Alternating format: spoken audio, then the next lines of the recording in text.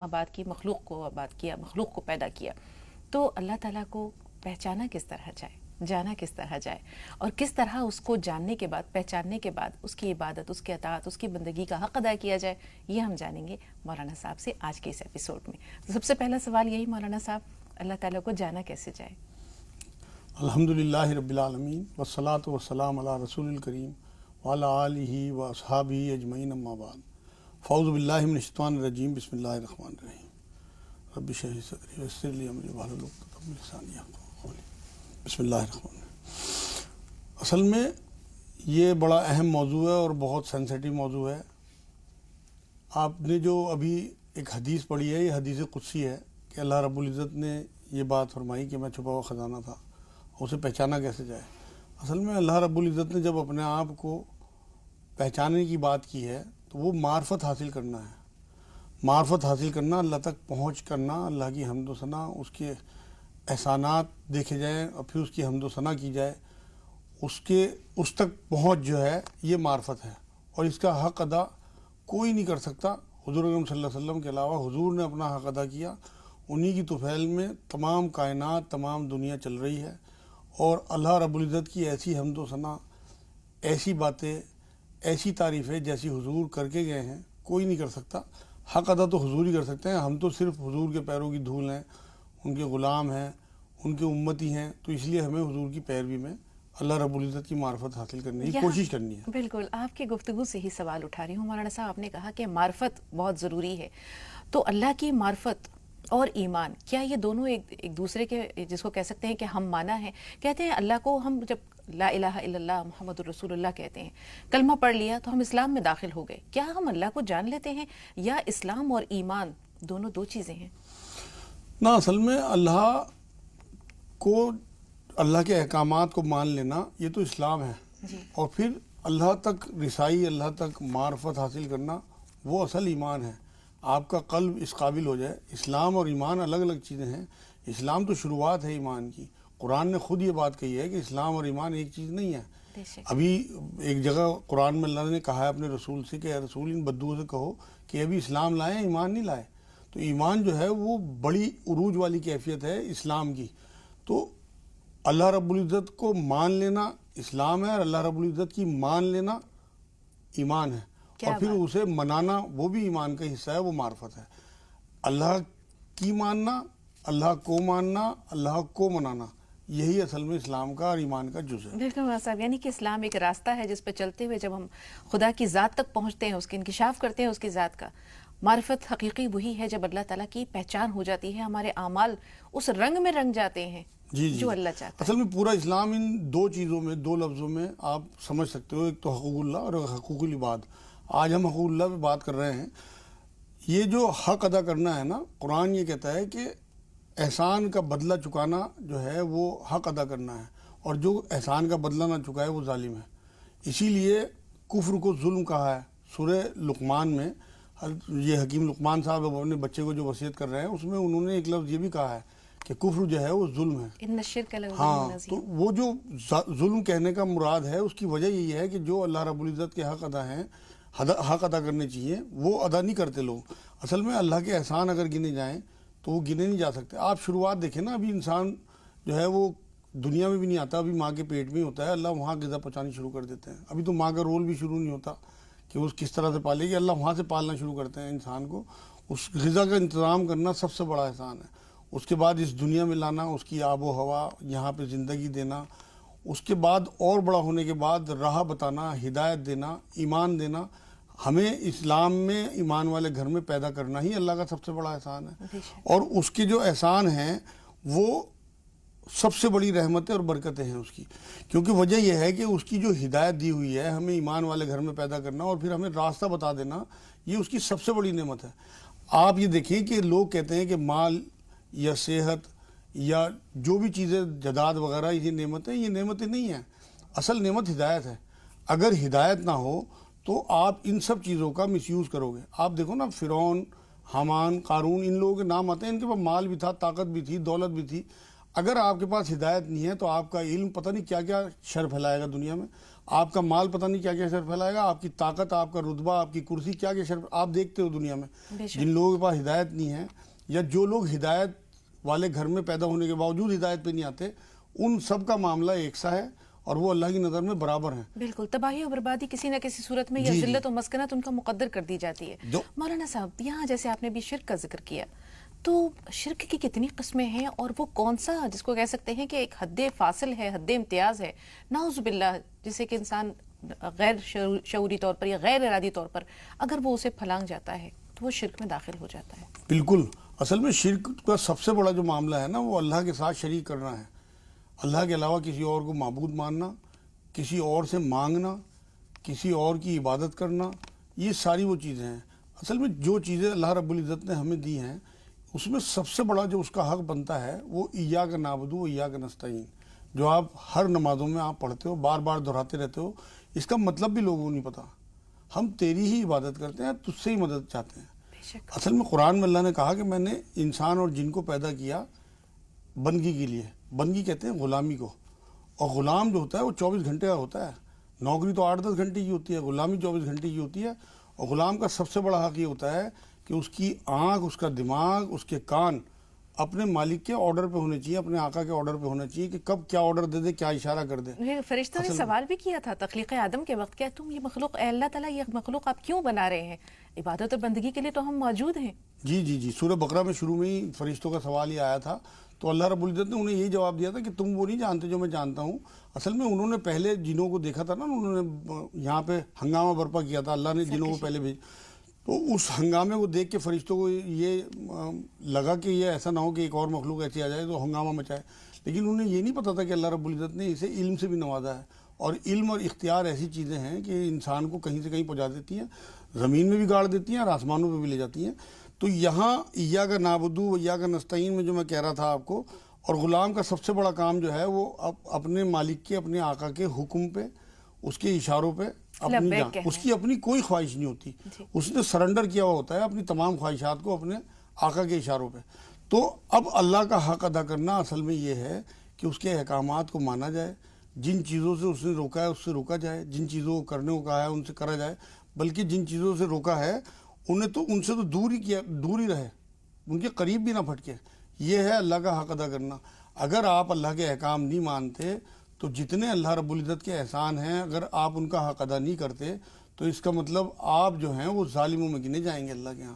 آپ اللہ کا حق ادا نہیں کر رہے، اور اللہ کا سب سے بڑا حق یہ ہے کہ آپ اس کی بندگی کریں، اور بندگی بھی اس شکل میں کہ اس کا ایک ایک احکام کو، اس کی ایک ایک آرڈر کو، اس کی ایک ایک مطلب جو جس وجہ سے اس نے دنیا کو کائنات، جو آپ نے حدیث قدسی پڑھی ہے، مقصد کیا تھا کہ اللہ کی معرفت حاصل کر رہے ہیں، اللہ تک رسائی ہو ہماری، تو اس کی چیزوں میں، اس کی کائنات میں، اس کی آیتوں میں، اس کی نشانیوں میں غور و فکر سے ہی ہم معرفت حاصل کر سکتے ہیں۔ تو اللہ رب العزت کا سب سے بڑا کارنامہ اس کائنات کو بنانا، رسول اللہ صلی اللہ علیہ وسلم کو بنانا، حضور کی ذات میں، حضور کی زندگی میں، 63 سال کی زندگی یہ ہے، آسمانوں کی زندگی الگ ہے، اس میں غور و فکر کرنا، قرآن کی آیتوں میں غور و فکر کرنا، کائنات یونیورس میں پھیلی ہوئی جو بھی چیزیں ہیں ان میں غور و فکر کرنا۔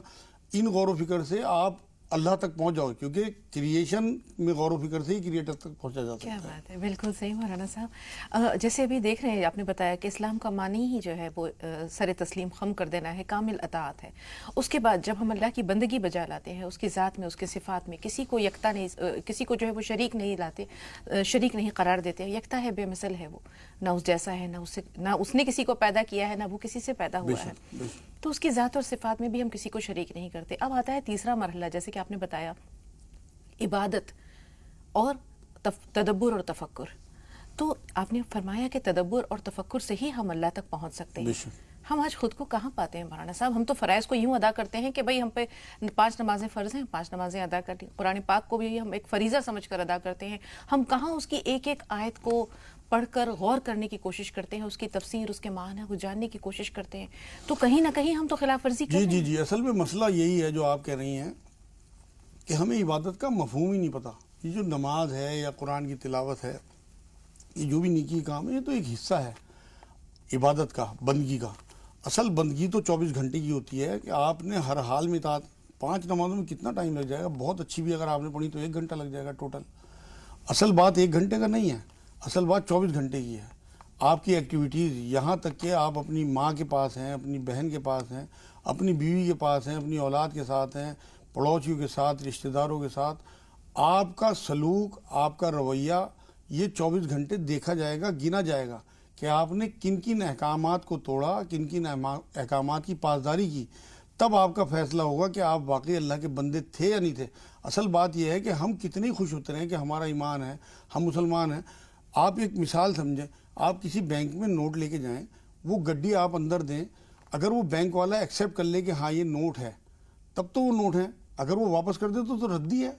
اسی طرح جب آپ اپنا ایمان اللہ رب العزت کے حضور پیش کریں اور اللہ اسے ایکسیپٹ کر لے، تب وہ ایمان ہے. ادروائز آپ خوش ہوتے ہیں. اگر آپ اللہ کے احکام کی دھجیے اڑا رہے ہیں، آپ کو ایک گلاس ٹوٹنے کا تو غم ہوتا ہے 5 روپے کا، اللہ کے احکام آپ ٹوٹتے ہوئے دیکھتے ہو، خود توڑتے ہو، کوئی غم نہیں ہوتا. تو کیا حق ادا کر رہے ہیں آپ؟ اسی لیے اس دنیا میں اتنی افراتفری کا عالم ہے، کیونکہ ہم اللہ کے حق ادا نہیں کرتے. قرآن کو بھی ہم نے صرف تلاوت کی چیز سمجھ کے، ثواب کی چیز. اصل میں قرآن تو خود یہ کہتا ہے کہ ہدی للمتقین ہے، ہدایت کے لیے آیا قرآن. یہ ثواب کی ایک، آپ کو تو بہت ہلکی چیز ہے یہ، تو یہ سمجھو آپ کہ توپ سے مکھی مار رہے ہیں آپ، کہ ثواب حاصل کر رہے ہیں. قرآن تو ہدایت کے لیے آیا، آپ کی پوری زندگی گزارنے کا طریقہ اللہ رب العزت نے ایک، جیسے مینول آتا ہے کسی، کوئی آپ مشین لیں اسے آپریٹ کرنے کے لیے، جس طرح سے کوئی کتاب ساتھ میں آتی ہے، قرآن ہماری زندگی کو گزارنے کے لیے ایک مینول ہے، ایک کتاب ہے کہ اس طرح سے آپ نے گزارنی ہے. ہم نے اسے تلاوت کی چیز سمجھ لیا. جب تک ہم قرآن میں غوطے نہیں لگائیں گے، سمجھیں گے نہیں کہ اللہ رب العزت کا کلام جو ہے وہ صفت ہے، اللہ کی صفت ہے قرآن، مطلب کلام جو ہے اللہ کا. بالکل. یہاں حضرت علی کرم اللہ وجہہ کا قول یاد آ رہا ہے کہ جب میں چاہتا ہوں کہ اللہ سے بات کروں تو میں نماز پڑھتا ہوں، اور جب میں چاہتا ہوں کہ اللہ مجھ سے بات کرے تو میں قرآن پڑھ لیتا ہوں. واہ واہ، کیا بات ہے حضرت علی کی، اور کیسی کیسی حکمت کی باتیں امت کو بتا کے گئے ہیں. اللہ ان کے درجے بلند کرے. اور واقعی بہت زیادہ قرآن کو اصل میں آج بھی ابھی کچھ نہیں بگڑا. ابھی امت جو ہے وہ پستی میں تو ہے، لیکن اسے نکالنے کا صرف اور صرف ایک ہی ذریعہ ہے، اور وہ قرآن ہے. ایک قرآن پوری امت کے لیے کافی ہے، ہدایت کے لیے بھی اور اس پستی سے نکالنے کے لیے بھی.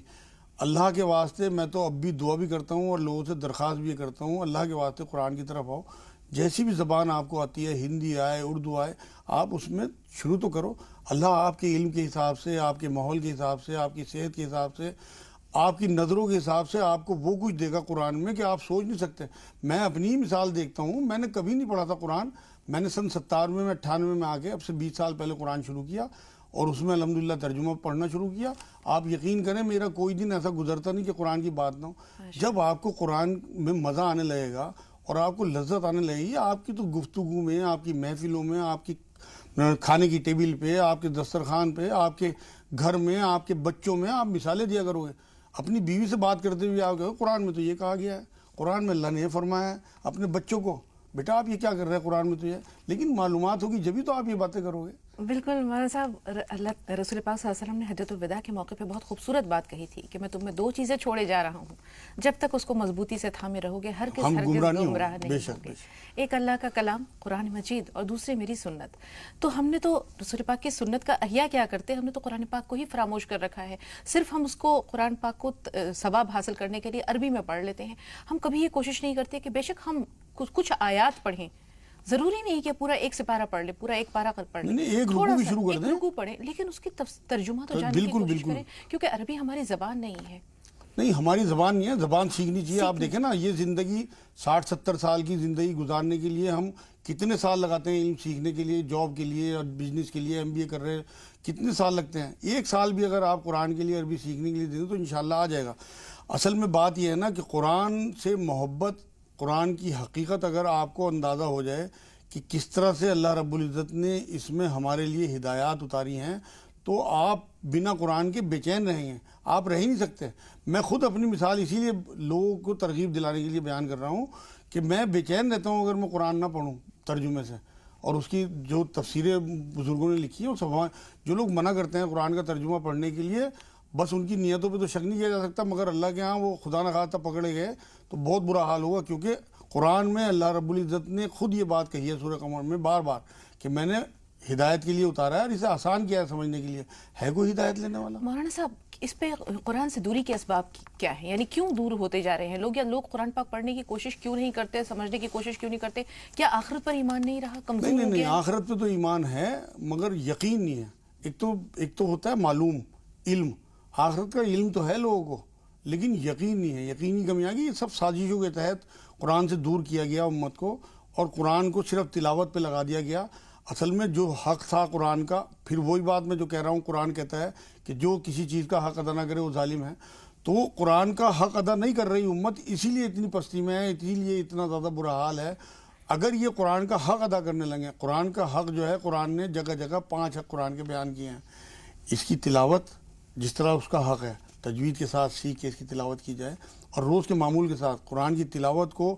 جو لوگ یہ کہتے ہیں کہ قرآن صرف ترجمہ پڑھ لیا جائے کافی، وہ بھی ٹھیک نہیں ہے. کیونکہ قرآن عربی زبان میں آیا، عربی زبان اللہ کے رسول صلی اللہ علیہ وسلم کی زبان ہے. سب سے پہلے حدیثی قرآن ہے. تو حضور کی سنت سب سے بڑی یہی ہے کہ قرآن کی تلاوت کی جائے، اس کے بعد اسے سمجھا جائے، اس میں غور و فکر کیا جائے، اس کی لوگوں میں دعوت دی جائے، اس پہ عمل کیا جائے. یہ 5 حق قرآن جگہ جگہ اپنے بیان کرتا کیا ہے. بات ہے. ان حق سے ہی ہم دور ہو گئے. صرف ایک ادا کر رہے ہیں، حق ادا کر رہے ہیں کہ ہم اس کی تلاوت کر رہے ہیں. یہ تو 20% ہوا. 5 حق قرآن کے بار بار علماء دین بھی، سب بزرگان دین بھی بیان کرتے رہتے ہیں. آپ 20% پہ رہیں گے تو 80% تو آپ کو نقصان ہی ہوگا. بالکل. ظاہر سی بات ہے اگر آپ قرآن کا حق ادا کریں گے تو آپ اللہ کی نظر میں ظالم نہیں ہوں گے. پھر اللہ کی طرف سے ہدایات، برکتیں، رحمتیں، ایسی چیزیں ملیں گی. آپ یقین کرو، برکت کہتے ہی اسے ہیں کہ آپ کے کم پیریڈ میں کم چیزوں میں اضافہ، اندیکھا اضافہ. جب آپ اللہ کے احکام مانیں گے، اس کے کلام کو مانیں گے، اس میں غور و فکر کریں گے تو ایسی برکتیں آپ کی زندگی میں آئیں گی، آپ کی عمر میں، آپ کی صحت میں، آپ کے وقت میں، آپ کی اولاد میں، آپ کے مال میں، کہ آپ تصور نہیں کر سکتے. بھائی برکت ہوئی، برکت کیا چیز ہے؟ برکت انسین چیز ہے بالکل. کہ جو آپ کو اللہ کا نظر بھی راضی نہ ہو آئے اور آپ جانا. کی چیزوں کو بڑھا دے. بالکل مولانا صاحب، اللہ کا راضی ہو جانا یہ بہت بڑی بات ہے، اور جی. اللہ کو راضی کرنے کے لیے کتنی ساری چیزیں ابھی آپ نے بیان کر دی. انشاءاللہ موقع ملے گا تو گفتگو کے سلسلے کو آگے ضرور لے چلیں گے، لیکن یہاں وقت ہو رہا ہے ایک چھوٹے سے بریک کا، اور بریک کے بعد ناظرین اپنے ہم کالرز کو شامل کریں.